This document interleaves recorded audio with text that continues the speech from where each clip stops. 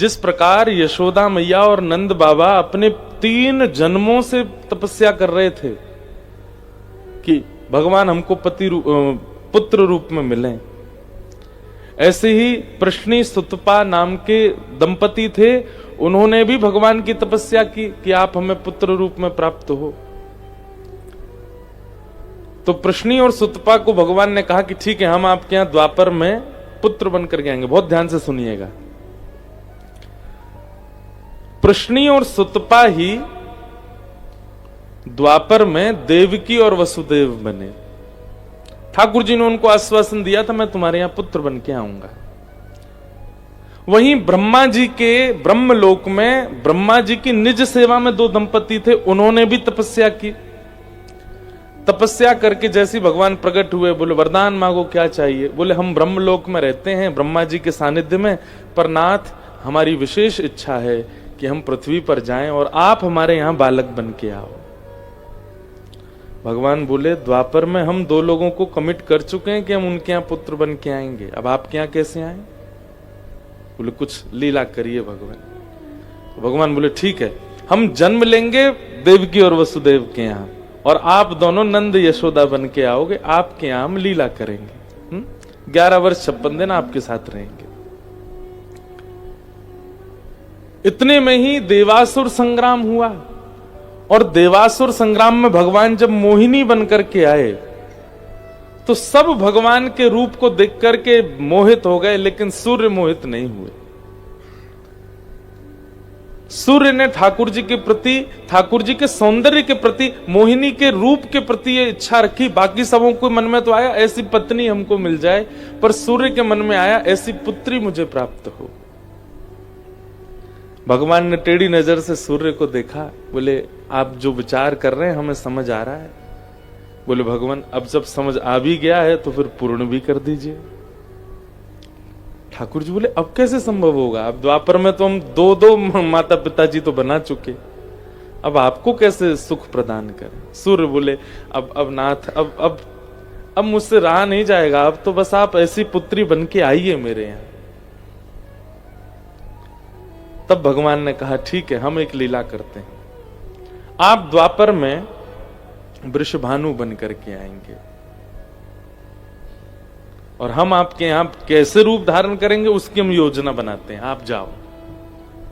अब ठाकुर जी बड़ी चिंता में, बोले हम 3 माता पिताजी को कमिट कर चुके हैं कि हम संतान बन के आएंगे, कैसे जाएं? 2 लोगों का तो ठाकुर जी ने लीला संवरण कर दिया था कि देव के वसुदेव के यहां जन्म लेंगे और जन्म लेके फिर गोकुल चले जाएंगे, नंद यशोदा के यहां लीला करेंगे, और फिर ये तो पूरा क्लियर था कॉन्सेप्ट ठाकुर जी को। पर अब सूर्य को जो वचन दिया वो कैसे पूर्ण हो? ठाकुर जी बैठे बैठे चिंतन कर रहे थे। एक हमारे व्रज के संत बहुत सुंदर भाव बताते, ठाकुर जी अचानक उठ करके गए और मणि में स्वयं को निहारने। जब व्यक्ति चिंतन करता है ना, कई लोगों का स्वभाव वो शीशा देखते रहेंगे, पंखा देखते रहेंगे, एक जगह टकटकी लगा के देखते। तो ठाकुर जी अपने आप को प्रतिबिंब में देखने लगे और देखते ही देखते ठाकुर जी ने श्री रुक्मणी जी का, लक्ष्मी जी का जो श्रृंगार पेटिका रखी थी, पता नहीं क्या ठाकुर जी के मन में आया, उसी में से थोड़ा अंजन लिया, नेत्रों में लगाया, वही में से थोड़ी लालिमा लाई, अपने ओष्ठ पे पधरा दी, अपने घुंघराले केशों को खोल दिया, लक्ष्मी जी की चुनरी लाए, अपने शीश पर धारण कर ली, कानन में कुंडल, झुमका आदि जो भी श्रृंगार होता है, पूरा श्रृंगार ठाकुर जी ने अपनो स्वयं ही किया। और जैसे ही संपूर्ण श्रृंगार करके ठाकुर जी ने अपने आप को प्रतिबिंब में देखा, स्वयं को ही प्रतिबिंब में देख करके ठाकुर जी आनंदित हो गए, मोहित हो गए अपने ही रूप पर। पूरे विश्व को मोहित करने वाली मोहिनी जब स्वयं को प्रतिबिंब में देख रहे हैं तो स्वयं ही मोहित हो गए। और जिस रूप पर प्रतिबिंब के पर मोहित हुए, उस रूप को सदा के लिए अपने सन्मुख प्रकट रूप में देखने के लिए ठाकुर जी ने उस प्रतिबिंब के स्वरूप को सचल कर दिया। और वही तप्त कांचन गौरांगी श्री राधिका जी के रूप में ठाकुर जी का रूप प्रकट हो गया। इतने प्रसन्न हो गए ठाकुर जी उनको देख करके। हर व्यक्ति को अपना प्रतिबिंब प्रिय होता है। कोई नहीं है संसार में ऐसा जिसको अपना प्रतिबिंब अच्छा ना लगता हो। सुंदर तो सुंदर, जो लोग ज्यादा सुंदर भी नहीं होते वो भी अपना प्रतिबिंब देख करके हाथ वाथ तो मारे ही लेते हैं सिर पर, तो वो भी खुश होते हैं। प्रतिबिंब सबको अच्छा लगता है। ठाकुर जी का प्रतिबिंब ही श्री किशोरी जी।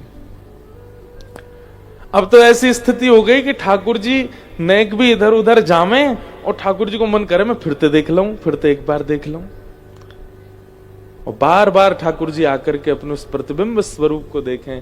ठाकुर जी बोले भैया ये है तो हमारा ही रूप है, आह्लादनी शक्ति है, पर इतनो सुंदर श्रृंगार, इतनो सुंदर वेश, और ऐसो मतलब ठाकुर जी का जो सौम्य स्वभाव है ना, ठाकुर जी का जो दयावंत स्वभाव है, ठाकुर जी का जो अंतरंग वास्तविक ठाकुर जी का स्वरूप है। क्योंकि कई बार ठाकुर जी भी देवताओं के सन्मुख त्रिलोकी का संचालन करना है, उसके लिए कई बार अपनी वास्तविकता छुपाते हैं।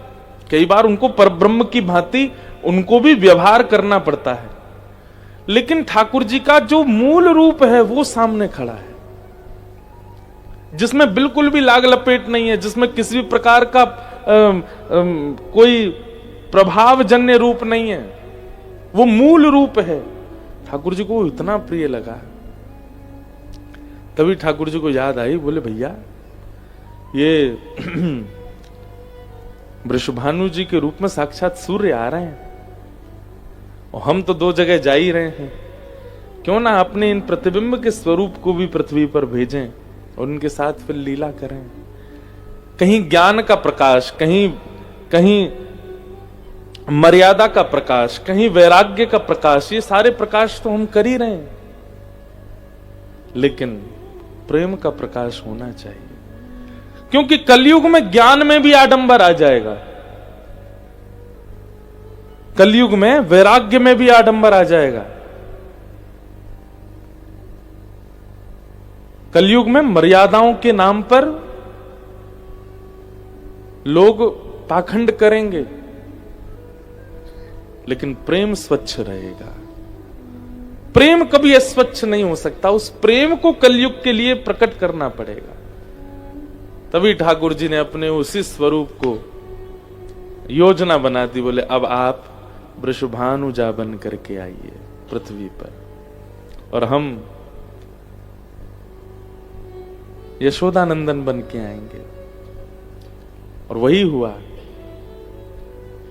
किशोरी जी ठाकुर जी का ही प्रतिबिंब स्वरूप वृषभानु जी के यहां प्रकट हुए और ठाकुर जी नंद बाबा के यहां प्रकट हुए। किशोरी जी कौन है?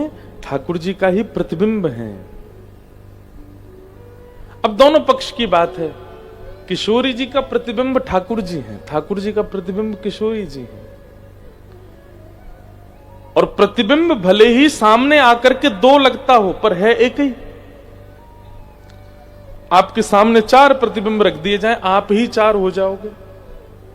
वैसी नाक, वैसे ही कान, वैसी आंख, उतना ही कद, उतना ही मोटापा, उतना ही सब कुछ, चार हो जाओगे।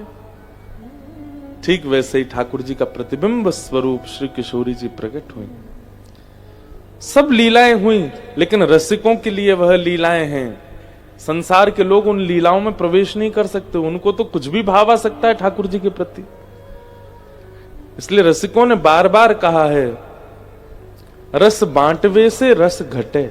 इसलिए ज्यादा इसका प्रचार नहीं करना है। बहुत थोड़ी थोड़ी लीला सुनाते हैं, ज्यादा नहीं कहते। क्यों? सब अधिकारी नहीं। और एक अंतरंग भाव से ठाकुर जी ने उनके साथ विवाह किया, लेकिन विश्व रस का अधिकारी नहीं है, इसलिए विश्व को लीला दिखानी पड़ेगी, विश्व को मर्यादित होकर के दिखाना पड़ेगा। इसलिए ठाकुर जी ने किशोरी जी के साथ श्रीमद् भागवत में प्रकट रूप से विवाह का प्रसंग नहीं दिखाया, क्योंकि वो ठाकुर जी ही हैं, कोई विलग नहीं है। विवाह के लिए अलग होना आवश्यक है। वृंदावन में ठाकुर जी का विवाह हुआ। ब्रह्मा जी ने आकर के विवाह कराया। लेकिन हम आप सब लोगों, हमारा सीमित रूप है रसिकों का। हम रसिक ज्यादा लोग नहीं है संसार में, पर संसारी लोग बहुत ज्यादा हैं। इसलिए उनके लिए ठाकुर जी ने पूरी एक मानवीय लीला जैसी रचना की, और उनके चित्त में किसी भी प्रकार का भाव, द्वेष या किसी भी प्रकार का और आक्षेप ना आवे, इसलिए ठाकुर जी ने रुक्मिणी जी से विवाह किया।